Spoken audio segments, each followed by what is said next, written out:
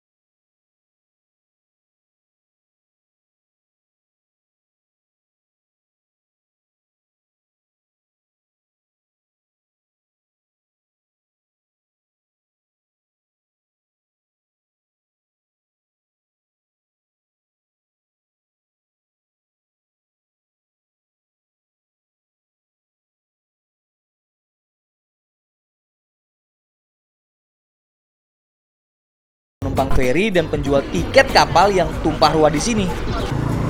Di pelabuhan Torobulu juga dipenuhi penjual makanan. Iya, jadi nggak perlu khawatir jika perut keloncongan. Seperti saya sekarang ini nih. Karena saya tadi belum sempat sarapan, saya beli makanan dulu ah. Tapi kok ada yang aneh ya dengan wajah para penjualnya? Jual apa nih, Bu? Nasi kuning. Bu, kalau jual nasi kuning mukanya harus kuning juga, Bu. Kenapa, Bu? Pakai kuning-kuning, Bu? Bedak apa, Bu? Bedak pasar namanya. Bedak pasar. Ya. Dibuat dari apa, Bu? Kulit kayu campur beras, baru ditumbuk, habis ditumbuk diayak, baru dijemur. Selesai dijemur, kalau mau dipakai itu sedikit air baru pakai, turun di sini menjual. Supaya kenapa itu, Bu, mukanya, Bu? Supaya tidak kena sinar matahari. Supaya tidak kena sinar matahari. Tabir surya alami. Bu, aku beli satu, Bu. Berapa, Bu? 5.000. Ada cumi, ada ikan. Nah, ini dia feri yang akan membawa saya langsung ke Pelabuhan Tampo, Kota Muna, Sulawesi Tenggara.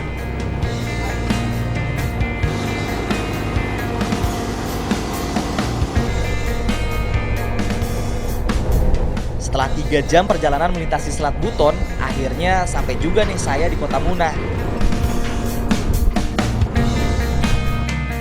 Desa Wuna menjadi tempat tujuan pertama saya.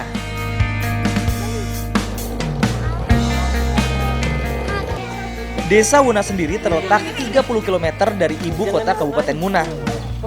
Letaknya yang terpencil dan jauh dari ibu kota kabupaten membuat fasilitas pendidikan di Kota Wuna sangat terbatas.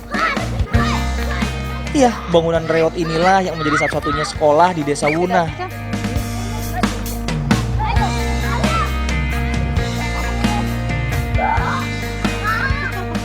Adek sekolah di sini? Sekolah di sini beneran? Kelas berapa, Dek? Kelas 6 SD. Nah, inilah sekolah dasar di Desa Wuna. Cuman kalau dari situasi gedungnya nampaknya tidak pantas ya untuk anak-anak belajar.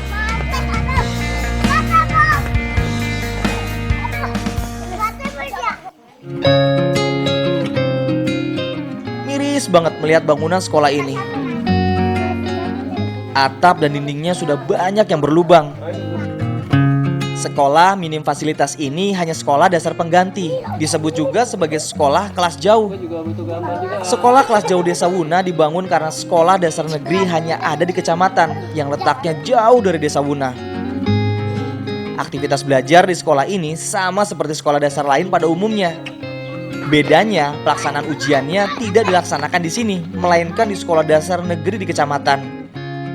Untunglah sarana sekolah yang sangat kurang memadai ini tidak menyurutkan semangat para murid untuk mencari ilmu. Hormat, gerak! Wah, pintar semua. Hore. Udah, ayo, bro.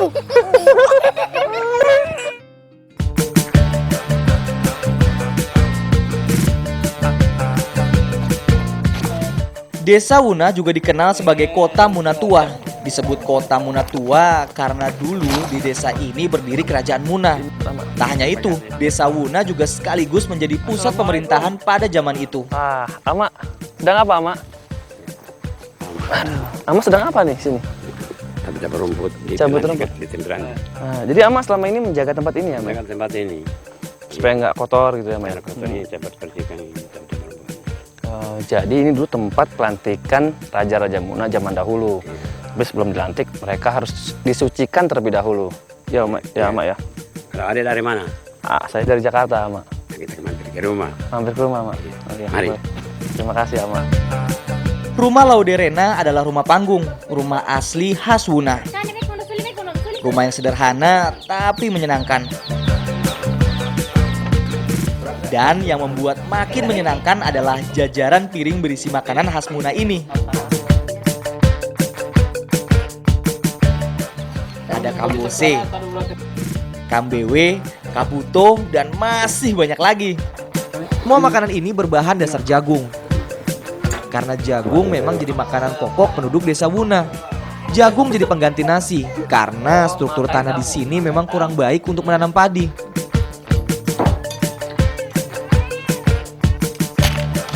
Cara membuat kambose sangat sederhana. Jagung sebagai bahan dasar kambose direbus sebanyak 2 kali.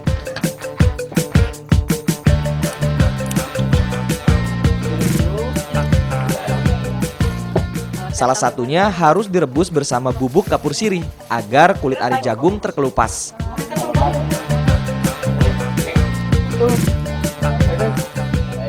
Kalau pembuatan kambewe beda lagi.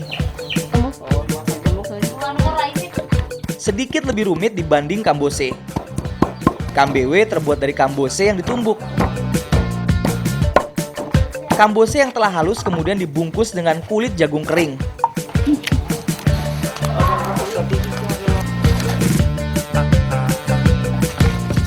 Terakhir, kambose tumbuk yang telah dibungkus kulit jagung direbus kembali.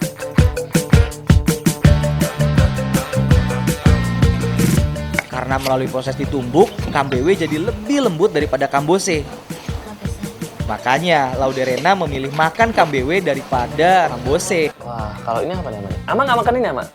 Tidak bisa begitu karena tidak ada gigi. Tidak ada gigi. Jadi makanya apa? Ini kan kambewe. Oh. Ayo.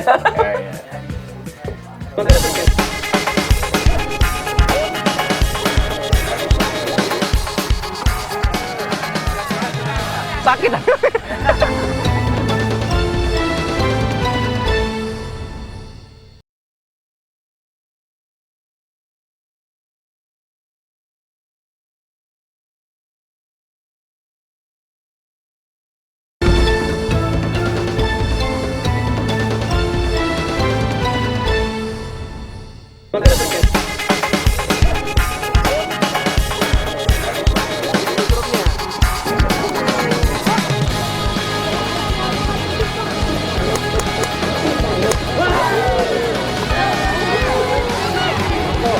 Ama, ini permainan apa, Ama? Permainan tradisional, permainan Kalegga dari kabupaten ini.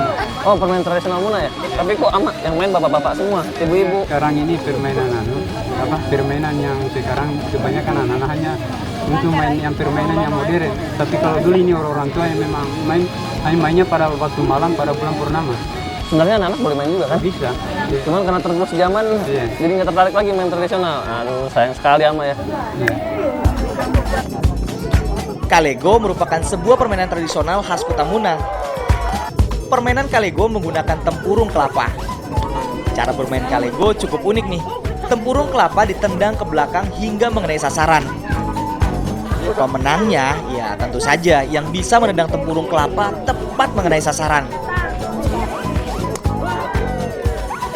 Melihatnya membuat saya ingin ikutan bermain nih. Wah, kebetulan banget ada yang ngajak. Asik. Tapi sebelum bermain, saya harus memakai perlengkapan seperti ini nih.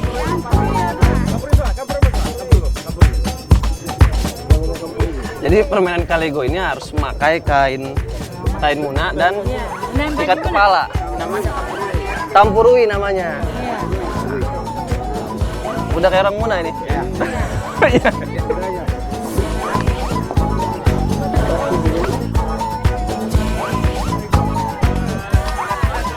Sakit. Wah, ternyata bermain kalego tidak semudah yang saya kira ya.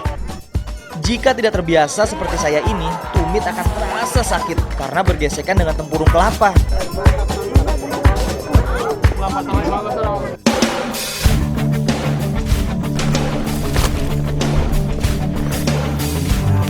Selain kalego, Muna memiliki satu lagi permainan kuno peninggalan leluhur.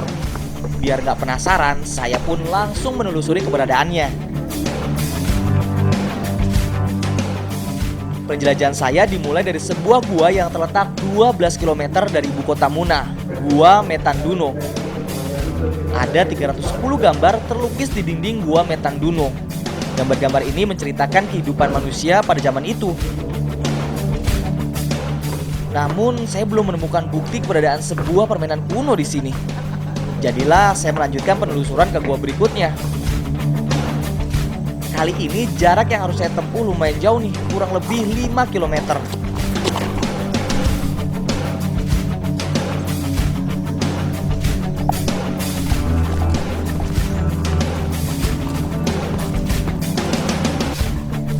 Ada satu gua lagi yang saya mau datangin, namanya Gua Sugipatani. Letaknya agak nanjak karena dia terletak di Bukit Pakau Laula.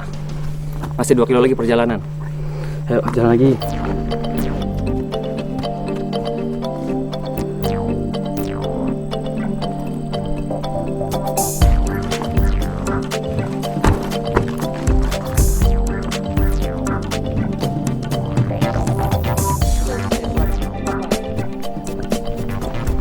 Siang Bapak. Pak, benar Pak, di atas ini ada Gua Sugipatani. Benar, Benar ya? benar. Tingginya berapa Pak ini Pak? Lebih kurang 40 meter, 40 meter Pak ya? 40 meter. Bisa diantar ke atas Pak? Bisa. Bisa ya? Ayo mari Pak. Perjalanan belum selesai. Masih harus daki 40 meter lagi. Mari Pak.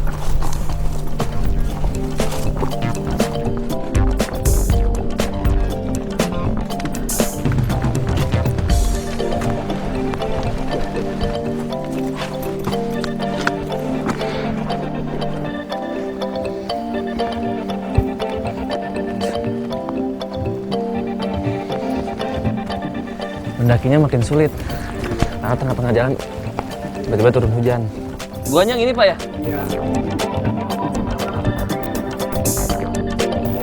Wah, akhirnya saya menemukan lukisan bersejarah yang sedari tadi saya cari. Nah ini Pak ya, gambar layang-layangnya Pak ya?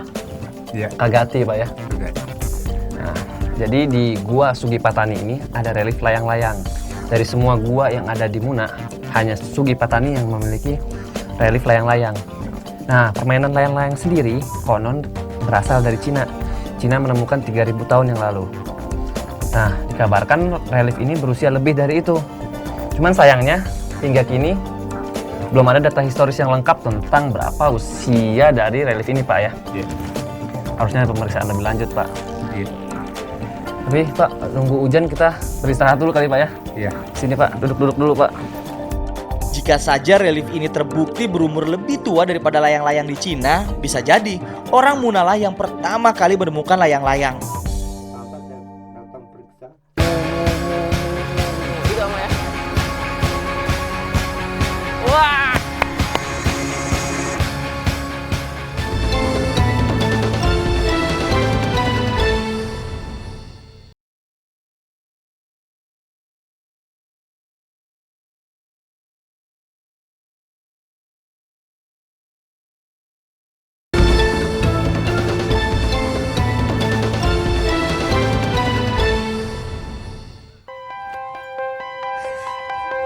Wah!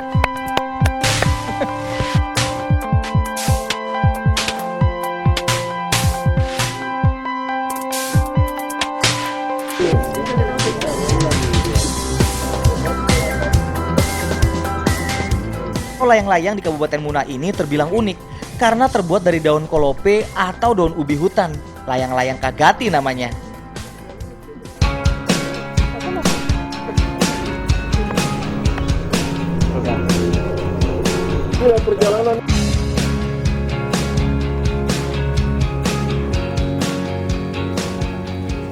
siang sama Lasima? Ya. Sama. Wah, sedang Ya. buat apa nih sama layang-layang ya? Layang-layang. Begitu bikin tali, bikin layangan. Wah, Sambung daun. Ya. Ini bikin tali talinya terbuat dari apa nih ama? dari nenas hutan. Nasutan. Iya. Nah, jadi Kagati layang-layang Muna ini benangnya pun benang alami, dibuat dari serat nanas ya Mak ya. Ya, nenas hutan. Sama. Nenas hutan. Nah, ini dipintal. Bisa jadi sepanjang ini nih. Ini bisa berapa kilometer panjangnya Mak kalau diukur? Itu 1000 meter itu. 1000 meter 1 kilo berarti ya? Ya. Nah, 1000 meter panjangnya. Pintalnya berapa lama ini Mak? Begitu 1 bulan. 1 bulan mintal ini. Luar biasa.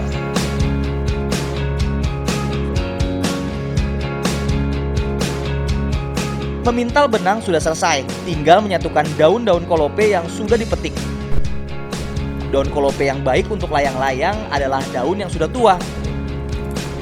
Tidak sulit menemukan daun kolope di sini karena daun ini tumbuh subur di daerah Muna.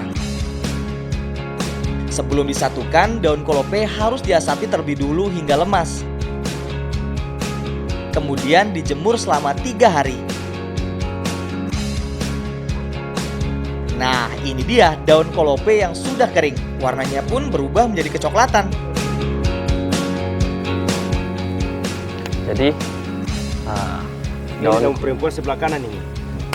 daun kolope itu Dua macam. setiap cabang itu ada tiga daun. Nah, yang 2 daun di kiri dan kanan ini yang perempuan ya, dan yang tengah ini disebut laki-laki. Tapi bukan berarti orang Muna itu harus beristri 2 kan, Mak? Iya. Tidak kan? Urutan menyambung daun kolope sesuai dengan bentuk daun itu sendiri. Dengannya lagi. Daun laki-laki hanya boleh diletakkan di tengah layangan. Sedangkan daun perempuan akan disambung memanjang di kiri dan di kanan layangan. Nah, seperti ini nih. Sebenarnya sih ada 2 jenis layang-layang khas Muna. Selain Kagati, ada pula layang-layang Kamanu-Manu. Kamanu-Manu berbentuk lebih kecil dari Kagati. Layang-layang mungil ini biasa dijual untuk permainan anak-anak. Sang pembuat Lasima dan Lamasili sering mementaskan layang-layang Kagati di berbagai festival internasional. Dan saking uniknya, beberapa negara memberikan penghargaan lebih untuk layang-layang khas Muna ini. Ini sudah nih Jadi gimana? bikin tali kamanya. Tali kama. Ya, tali kamanya. Oh. Ini kan tali kamanya. Jadi yang kecil ini namanya Kamanu-Manu. Ya. Kalau di Muna nggak ada harganya ini, tapi kalau di luar negeri 10 euro ya, 5 euro. 5 euro harganya. Kamanu-Manu 5 euro. Mahal sekali kan? Luar biasa.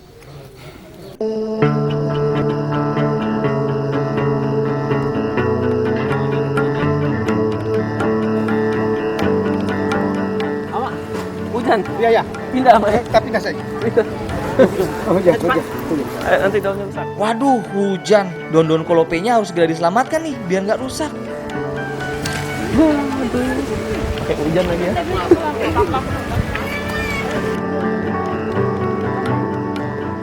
Nah, selain ukurannya, Kamanu-Manu dan Kagati juga punya perbedaan pada penyimbangannya. Nah, jika Kamanu-Manu, layang yang kecil-kecil penyimbangnya itu bulu ayam. Nah, yang besar itu menggunakan daun agel, kawongke, sama kaworu. Jika disatukan namanya kamu. Nah, selain berfungsi sebagai penyeimbang, bunyi yang dihasilkan oleh daun ini berfungsi untuk menghalau babi dari kebun agar tidak merusak hasil panen. Jadi penasaran, seperti apa ya bunyi kamu jika diterpa angin? Oh, nah seperti ini nih bunyi kamu ini. Dinamakan kamu karena bunyinya mu mu mu mu mu mu. Itu apa ya? Ya. Semakin kencang anginnya, Ya. semakin kencang juga bunyinya. Pembuatan layang-layang Kagati butuh waktu tak singkat. Untuk layangan berukuran 2 meter, Lasima dan Lamasili membuatnya selama 2 hari. Sedangkan untuk membuat layangan Kamanu Manut hanya butuh waktu 1 jam saja. Nah, sudah jadi nih. Yuk kita coba.